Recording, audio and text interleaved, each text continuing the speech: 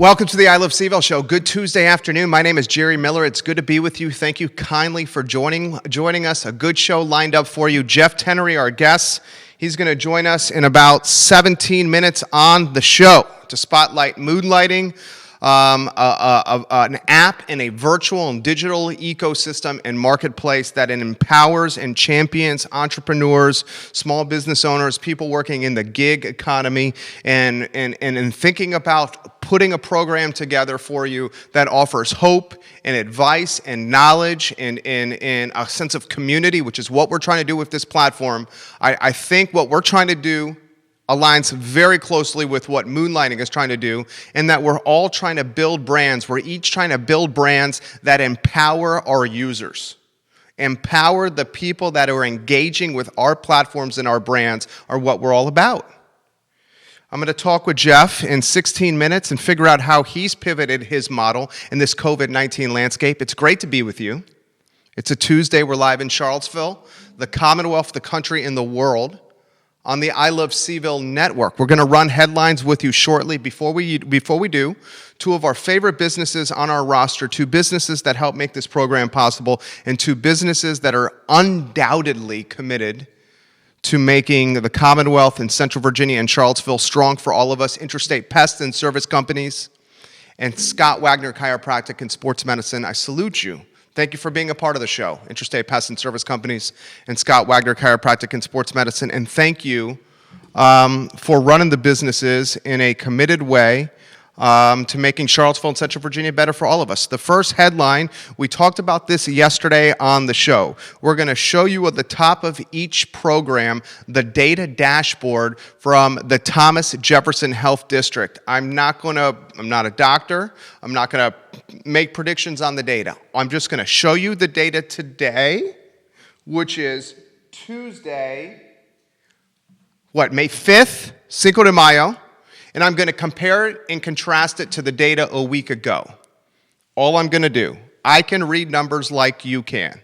Show the data today and compare it and contrast it to last week, a week ago. So Judah Wickhauer, our director, the first graphic, please. The data dashboard from the Thomas Jefferson Health District for Tuesday, May 5th. I'm also going to look at it as well.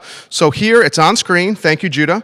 Tuesday, May 5th, you see 322 cases, 61 hospitalizations, 13 fatalities. A week ago, please, let me know when that's on screen. 264 cases, 59 hospitalizations, 12 fatalities. So in 1 week in Central Virginia, according to the source, the Thomas Jefferson Health District, 1 fatality more, hospitalizations, 2 hospitalizations more, total cases, quick math, 36 plus 22, 58 more. 58 more cases, 2 more hospitalizations, 1 more death, according to the source. I'll put the data on screen at the top of every show. Please pass the data along to other people on social media, relay and share this portion of the program, and show that we're displaying comparables. This one versus last week, to show a trend with this virus. Thoughts, comments, concerns, put them in the comment section. I will relay them on air. Next headline, please, Judah Wickhauer. This one comes from the governor's office. If anyone that is watching this program knows, we followed the governor's office closely over the last 30 days. You undoubtedly see the pressure of capitalism, the pressure of lobbyists, and the pressure to feed and survive and pay your rent and your mortgage and put food on the table impacting the governor's office. Initially, we're talking about reopening in Virginia in June. Now we're talking about reopening in Virginia much sooner, and 30 days sooner, roughly, than what we initially talked about. It shows pressure influences politicians, even in historic pandemic times, even when you're a doctor, a medicine doctor by trade, you're still influenced and you go against what your instinct otherwise would say, because his instinct from the governor's office, arguably the most influential person in the Commonwealth of Virginia, wanted to do it, in June 10th? And now we're talking in May. This is very intriguing. Very intriguing.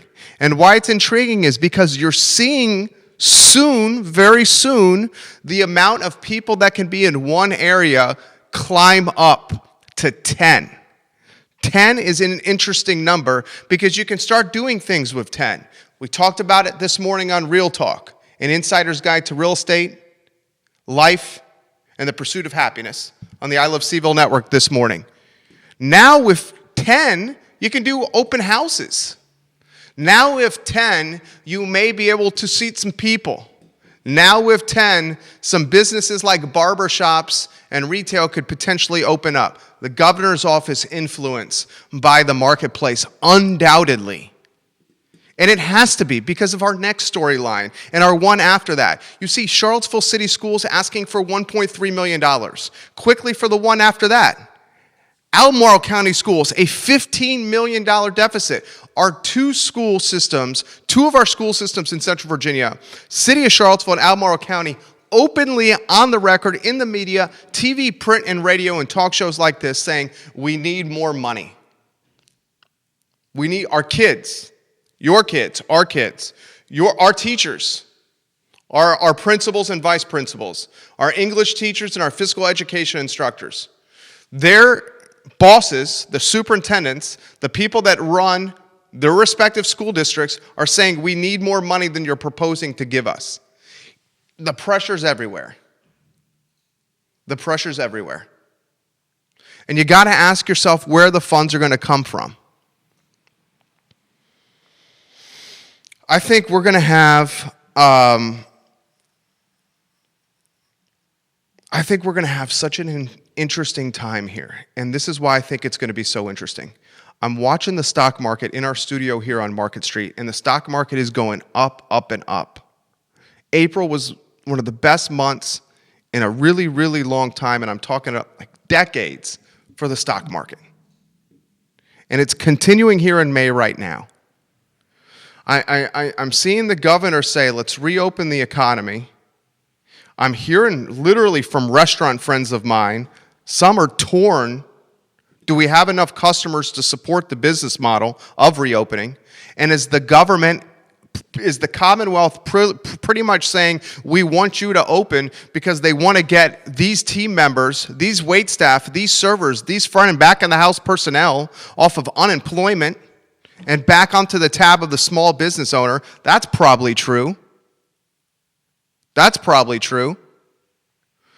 But I'm hearing from some restaurant owners that are saying, we're going to open right away as soon as we have the green light. There's some that have been open, and I'm not going to blow up their spot, and I'm not going to say yes to this. There are some in Charlottesville that have not even ever closed for sit-down service. Okay, there's some in Charlottesville that have not even closed for sit-down service, and I'm not supporting or encouraging them. I'm not going to blow them up. But I know some that are going to open right away. It's going to be funny to see what the economy does. I'll talk about that with Jeff Tennery. A positive headline comes from Paul Manning. Paul Manning, the businessman, just a fabulous guy, gives $1 million to the University of Virginia for COVID-19 research. You got that on screen, Judah? That one's a good one. Paul Manning, $1 million to COVID-19 research at UVA. Give that headline a share on social media, please. That's worth sharing for some positivity in our newsfeed. $1 million from Paul Manning. Good job. A sad one. I did the positive first. Jefferson Swim League canceled for the summer. Next headline. The Jefferson Swim League has been around. I was shocked by this statistic. The Swim League was first formed in 1966. The Jefferson Swim League was formed in 1966. For the first time since 1966, that is 54 years, we're not going to have a Jefferson Swim League. This is a pretty big deal. Now, people are like, come on, Jerry, let's put this in perspective. Jefferson Swim League is one of the few sports teams with the high schools and the schools not going, one of the few sports leagues that had a ton of attendance and popularity during the summer. A ton of attendance. You go to Fry Springs, you go to pool decks across Central Virginia during the Jefferson Swim League, and it is packed. And you know what happens after the Jefferson Swim League? A lot of times they go out for pizza. The parents go out, pizza and food. This is a big deal, not having the swim league. This is a big deal. Sad to see this, but I gave you the positive headline first. One more before we go. I didn't get to this yesterday, but I thought it was worth getting it into the ecosystem. J. Crew, all those chinos and all those button-down shirts, all those stuff that we got to look good for church on Sunday or Christmas. You got that headline up there?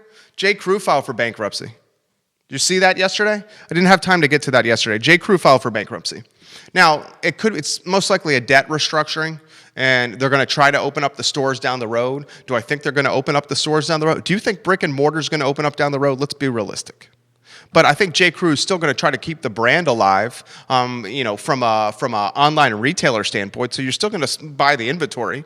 You go to the website right now at J. Crew, and you're seeing deep discounts right now for summer clothing and swimwear. Now's not the time you deep discount 40% off summer swimwear and summer clothing. But that's what J. Crew is doing right now. It's cash starved. Its cash position and its balance sheet, it's miserable. It's saddled with debt.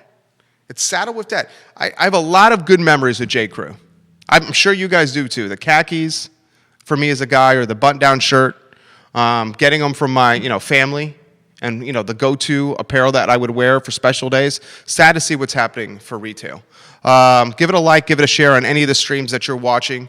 I'm happy to relay any perspective that you have on air. I'm very grateful for Johnny from Guadalajara, who is offered to bring us lunch. To our I Love CVille team. Thank you, Johnny at Guadalajara. He came on the program, and he offered an absolutely riveting interview. I spoke to a number of restaurateurs afterwards, and one of the things I would very much suggest the restaurateurs that are watching the show is to take from Johnny and Guadalajara's e-commerce platform, how they've built it out, where there's a menu online, and you can easily purchase direct to your cash register and not through a third-party site. You easily have an e-commerce website where you can purchase menu items and get the money sent directly to you and not through a third-party website. I'm going to take it a step further for all those that are listening and encourage the restaurant owners, now that they have a little more time on their hands, to not only do it like Foodio did it, where it's just the words, but have pictures of the menu items. Take a little bit that Yelp does well and has the photos, put some nice photography of the dish, maybe a paragraph or two about it, and do a seamless e-commerce system, maybe consider a Shopify integration, and that's going to drive business for your restaurant. That'll drive business for your restaurant. We talk about that all the time. Johnny, thank you for lunch. Give it a like, give it a share. This is a comment that's coming up right now. This is from Kate Elwood. The stay-at-home order is still in effect until June 10th. She is 100% right. We'll see how long that's the case, right? I wouldn't want to be Governor Northam right now. I mean, that guy is in a tough position, as we all know. Jude, I'm going to reach out to Jeff. I'm Skyping him now. Jeff Tennery, CEO and founder of Moonlighting. He's going to be our guest. I'm going to ask him what he's hearing on the street from a gig economy standpoint. The temperature with his business, I think, is a good indicator of the economy. And Judah, I have him on the line. If you can give me a thumbs up there. All right, I'm getting the thumbs up from Judah. Jeff, we will go to you. You are live for Charlottesville. Thank you kindly for joining us. First, introduce us to Moonlighting. Yeah, so we're a 5-year-old mission-based company focused on helping people find work. I came up with the idea in the last crisis in 2008. My wife was pregnant with our 5th child at the time, and it was pretty scary. And so it took me a little while to get it all together, but here we are, and really just it's focused in on really helping people create their own work. You're changing. You're pivoting the model. Big-time moves here, Jeff. Yeah, my investors have been very understanding, which has been nice. But we did. We made a move about 5 weeks ago where we pulled out all the paywalls and any ability for people to pay and spend money.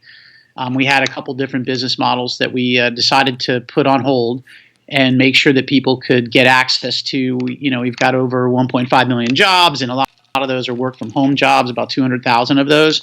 And we just weren't we wanted to expose more people to it and help and do the right thing and let our hearts guide us and, just do right by people in a time of need. I've got to think, I don't want to assume, that's why you're here, you're the pro. I've got to think the feeling and the sentiment now more than ever, maybe the last duplicated was 2008, 2009, was the entrepreneur, the mom or the dad saying, I need a side hustle or I need a revenue stream that I can control where I can make some money when I want to work around my kid's schedule.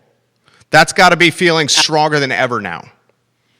Yeah, no doubt. It was, there's a lot of employers that are still stuck in like the 20th century of the fact that you have to physically be in an office and you physically have to be in one spot and I need to see you. And I think a lot of that's gotten thrown right out the window over the last few weeks. People are being more and more productive. And the other thing, too, is work-life balance has never been more important, right? So those things are coming to the forefront. But I do think, that the other, theory or thesis that we had when we put Moonlighting together 5 years ago is that in this next economic downturn, that a lot of the full-time jobs wouldn't come back and that people actually needed to create their own small businesses. And you've done a phenomenal job of promoting local and small businesses. A lot of them started off as one-person businesses and really kind of getting their feet wet. And that's really what Moonlighting has been about, is that people need to have alternative forms of income that don't come from one W-2 employer, because a lot of people are getting disappointed now. There's a lot of, I hate to say, there's like a lot of companies out there that didn't need to cut, that did cut and let people go, and took a kind of, I think, the weaker route, to be honest with you, where they could have fought through this a little better. And I'm great on the stimulus and the PPP, but it's really right now I'm trying to encourage as many people. We have 800,000 people. We just crossed the 800,000 mark this past week of people that are taking matters into their own hands, destiny in their own hands. I think it's going to get more. I think it's going to get larger. I think your pivot is smart. Barrier of entry, remove it. Let's get volume. Let's get momentum. Let's get traffic at a time in our life that we're at, a historic crossroads. And let's give the marketplace an opportunity to react and see what happens. I mean, is that what the thinking was? It was, and it really has always been the idea that I worked in large corporations, very large, Fortune top 50 companies, senior level roles, where we sat around really every quarter and tried to figure out a way to cut really headcount, because headcount was always, the biggest expense. And so what I see now is that a lot of that behavior from these large corporations, they're not going to come back and hire full time. So they're going to hire freelance and contingent work. But even more so, I think this is a wonderful time to start a new business. And I say this too as well. And I think this plays in very well to what you do with I Love CVille, is that it's a good time right now. You might have been forced out of work. Why not start your own small business? And I think there's this post-COVID world will be about entrepreneurialism. And I think it's going to go like gangbusters. And I think the government is doing the right things and trying to seed those dollars back into the small, like from a bottoms-up approach, which is way different than what happened in 2008. I 1,000% agree with you. Over 30 million Americans on the unemployment line, many from the restaurant sector. One thing that I know with so many friends and also paying the way through college through the restaurant sector is we have enterprising, hardworking individuals in this category that are looking for work that, for lack of a better phrase, that are pissed off right now because something that they had that was going well, and in March, the economy was crushing, and they were about to go into the spring season here in Charlotte. Let's just take Charlottesville, the spring season on the mall, and really blow up, right? So they're uncertain, they're upset. I've got to think you're 100% right that entrepreneurship is going to blow up more than ever, and we're going to look back and say, this is one of the crossroads where it took off, Jeff.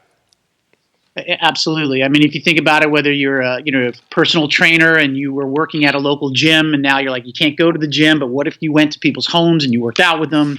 You think about all the different types of freelance jobs that actually will grow into a small business. Like you might have been a freelance photographer doing something, a freelance DJ, right? And now all those things come to a screeching halt, but you have the ability now to actually go out and start your own business and actually rebuild it from the ground up on your own terms. And I've always, Moonlighting, the name really came from, I just believe everybody should have some alternative form of income. That's why we kept the name. And I really, that you're seeing kind of people's true colors right now, or whether people are, I'm hearing a lot of horror stories of people that are really being mistreated by employers that actually have done quite well, right? Have been very wealthy, have been and done, really nice things. And now they're starting to run scared. And you're like, wait, come on, man. You use the term pissed off. There's a lot of pissed off people. And I think that's where it's going to, people's anger channeled the right way will actually go into a resurgence and a renaissance of small business like What's you've a never healthy seen. gig economy look like? I think a healthy gig economy means and like, I don't want to make a point of like W-2 employment and all employers are bad, but I just think it's about diversity. Like you would never go into the stock market and buy just, load up on one stock or one mutual fund or one bond fund.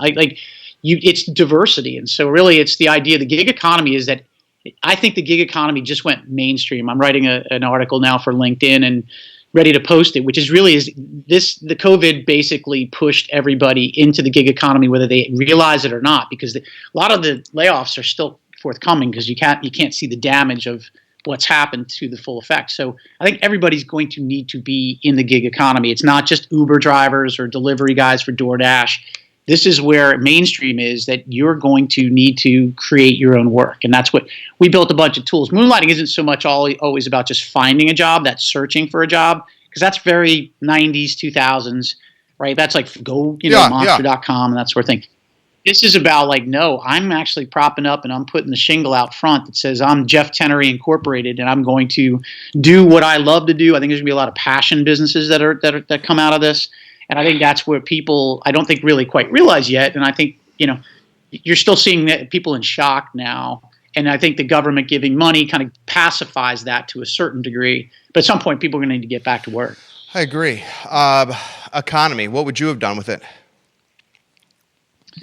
Oh, boy. Only you would ask such a great question. I'm like on a whipsaw. So I'm like pretty much every American out there, everybody in the world, where it's like one day I'm like, I can't believe we're not open. And then, I have had, family, impacted by COVID, through death, and those things have happened. So it's hit close enough to the bone for me where it's like, I can't just do that. I mean, I hate to be in any of the governor's situation because you feel bad, but the one thing I would say very consistently, it just feels as though at this point we should be getting the economy back much more rapidly than I think what's being deployed. And I do think because most of what you see scientifically is that people under the age of like 30 and 40 years of age, and really that's where I don't believe we should be, I think schools should be reopening. I think all those things that need to go back to some form of normalcy. And like everybody who's had a senior lose their graduating year and all those emotions. And with 5 kids, I have it, all over the place. I think that part to me is, I think it's time. I think it's time to get back to work. And I think that our healthcare workers have done a tremendous job. And I think we've also, as a nation, taken 2 months, them a chance to breathe. And I think they're doing a fantastic job. But I think it's a nice medium. We should go back to work. Agreed. I was talking with a buddy about this, and we were talking about how we've gotten so skilled or adept at doing this. It's going to further empower people to feel confident to work at home. Mm-hmm. And our social behavior, human behavior may change even more, and that we're going to allocate space potentially at home for this. Mm-hmm. I think that is going to be perfectly aligned with people saying, look, I want to get into business for myself and get to work and figure something else online, because in great hardship comes great innovation. That's right. That's exactly right. Our number 3 largest persona at Moonlighting is what we call a Moonlighting mom. And we call it like mobile optimized mother. But these are mothers that were highly talented, great skills, but had to have work-life balance and had to figure out a way. And we're doing it very successful, whether it was the coffee shop, the garage, the basement, the kitchen table, wherever they were working from home. So I think that you're going to see a surge in women working, because the leverage just swung back into the workers' hands, because there's been a ton of productivity working from home and being on Zoom and doing Skype. There's a ton of productivity that now you can't deny. And I think employers are going to now have a tough time going, no, you need to come back. Why? I think I am worried about commercial real estate. And I think for the very reason of where people can work from home. So I think especially major cities are going to be impacted commercially on that real estate. But who knows? Maybe that becomes one of where you'll see that convert to residential. And there's always innovation. There's always a reason that those spaces could be utilized. But I think that's something I look at and say that the pendulum has now just swung over to the worker, where they now could say, I don't think so. Why schlep? I grew up in New York. Why schlep in and out of New York City? Where some of my friends, they're some of those are like 4-hour commutes in a day. Yeah, right? Like on a my wife's from Long bad, Island. My wife spent 8 years at Blackstone in New York City. Yeah. Yeah, exactly. And if you and like I just can tell you the commute alone is horrible, but like you're losing so much productivity there. And I think that's where this new revolution of work from home, working remote has now unlocked that. And I think again that'll unlock it for women who were really struggling of whether they needed to schlep in, go into the city and go work and lose that time away. And I think it's going to change it. Daycare, all those things are going to really kind of change up, and I think for the good, though, for the better. I was listening to Jim Cramer this morning on Squawk on the Street, and he was talking about how the subway system, if people lose confidence in in the subway system in New York City, he thinks if we lose confidence in this, the entire city, what happens to the confidence in the city, or does it implode? I mean, that's crazy to think about, right? Yes, it is. It is, and I have my oldest daughter lives up in the city now, and so again, it's been mixed emotions. But I do think, we accept the fact that you have to run around on a train, and maybe there's just a new form of the way things happen inside of the subway and transportation system. I mean, look at Uber and Lyft, two companies where they're really struggling, and their earnings come out this week. It's going to be devastating, and so what do you do with those companies? So I think the whole transportation and hospitality industry is really going to undergo. But again, it's tough times. We'll bring out some innovation and technology that maybe you weren't thinking about using it, or maybe the idea of just going underground and getting into the tunnels to go travel places becomes a bit different because it's just not needed. Or when it is, it's just not as crowded. So maybe it's that much safer when you have a virus. Like in Demolition Man with Sylvester Stallone and Wesley Snipes, that movie. How about this? I love your takes, dude. You're good at this. Throw the more women working than ever. Give me some perspective on that. You brought that up earlier in the interview.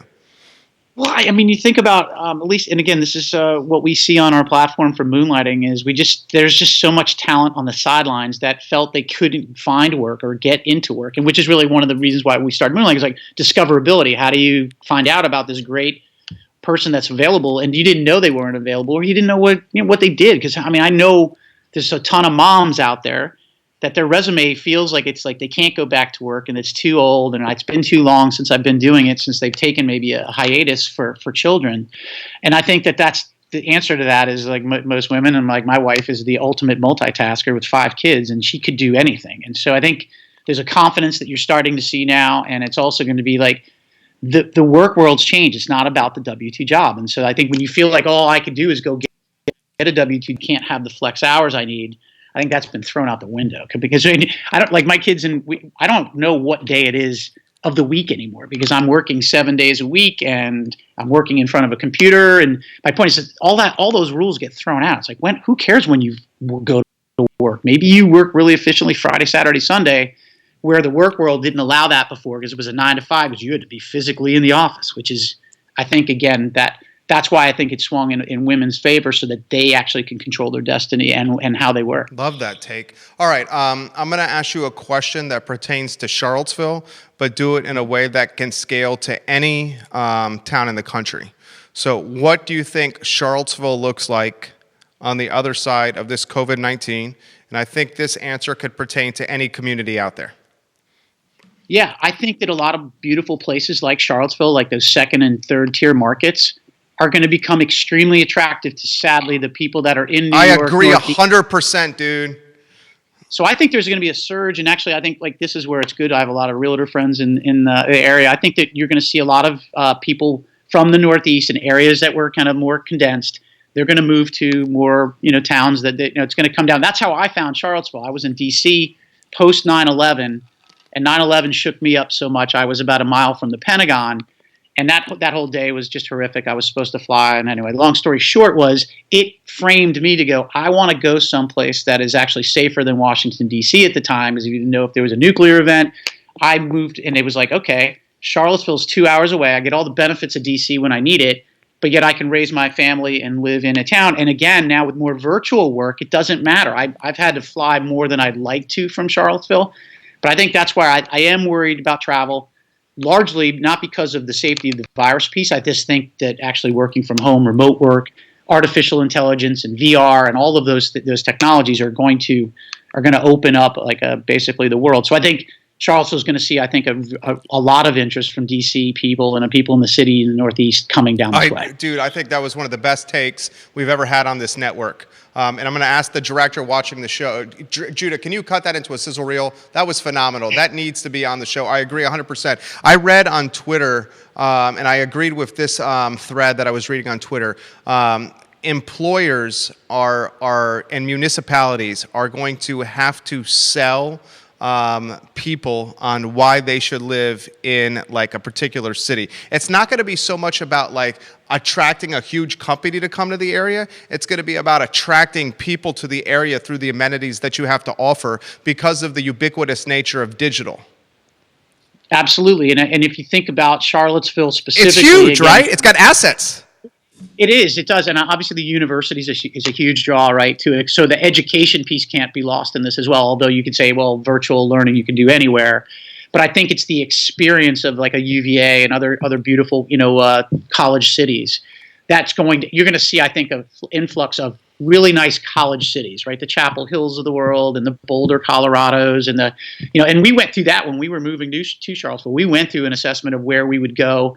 My wife and I went to school at Miami University of Ohio, and we met there. And Oxford was a little too small for us to go at the time. It was just we were looking for something a little bigger, and Charlottesville was perfect because you have culture, you have education, you have the arts, you have sports, you have everything you really need. And I think you're going to see, I think, a resurgence of, or like you always have like Northeast people retiring and then moving south kind of thing. But I don't. That's like our whole neighborhood.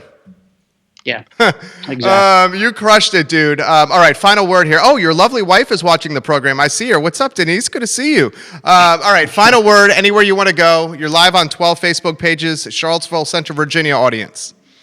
Yeah, no, it's Charlottesville has been really wonderful to Moonlighting for 5 years and helped us put us on the map. And now we're in 50 states. We're scaling quickly. And what I would just encourage people to do if you're listening is go on, find somebody to hire. There's somebody that's waiting there to be hired, and go on and post a job. Really easy and simple. And it's nothing like obligation wise if you need to hire or not hire. The other thing too is if you're looking for work, it's a great place and a platform. Jobs don't grow on trees. You got to actually earn them. And so I actually think starting a new business right now couldn't be better time. And, we're a perfect springboard to help people do that. So moonlighting.com is our URL. Real simple, not Bruce Willis or Sybil Shepherd owned anymore. I actually bought that a few years ago. So moonlighting.com is a really easy way for you to, or download the app. It's really easy, free to use. Thank you, man. You were awesome, Jeff. All right. Thank you. Take care, my friend. Jeff, guys, he was fantastic. Seriously, cut that sizzle reel, Judah. I thought it was fantastic sizzle reel. And I really love that he was bearish, or bullish on Charlottesville. I am too. I think what's going to happen is, and I totally agree with him, you're going to see people going from densely populated areas to areas that have a little bit more space, a little more outside activity, a little more quality of life, a little less densely populated, a little more breathing room. You're going to see people wanting properties and homes that have a little bit more of a backyard, properties and homes that may have a Zoom room or a Skype room or a digital room because you're working from home now and you need a room that's quiet and out of the way that's allocated strictly to this. You're going to see the house become this dynamic, like